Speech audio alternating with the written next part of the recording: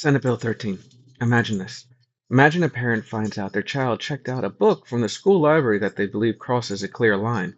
They feel blindsided and angry. And then they ask, how did this even get on the shelf without anyone knowing? What the bill says it does? Senate Bill 13 says it gives parents more control over school libraries.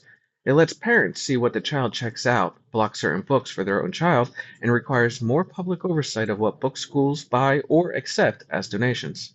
What it actually does? This means parents can now directly limit their own child's access to books, while librarians lose the ability to add books without school board approval.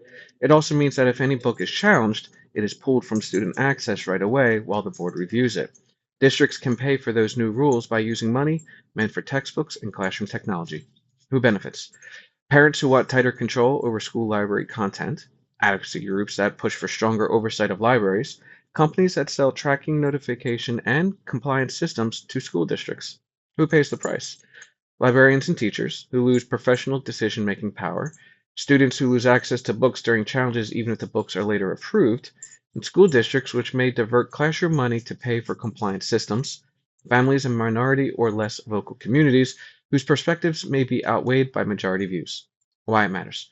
This bill came from real frustration.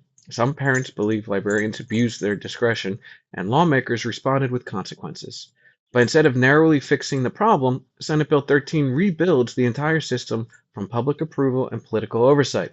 When money meant for learning is used for bureaucracy, that cost does not disappear. It shows up as fewer resources in classrooms and slower access to books for students.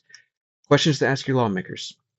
Why not strengthen existing standards and accountability for librarians instead of removing their authority entirely? How will districts replace classroom resources if instructional funds are used to pay for compliance?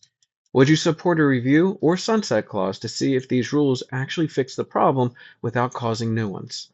Bottom line, Senate Bill 13 responds to real concerns about library content, but it fixes a trust problem by shifting power, slowly access, and pulling money away from classrooms.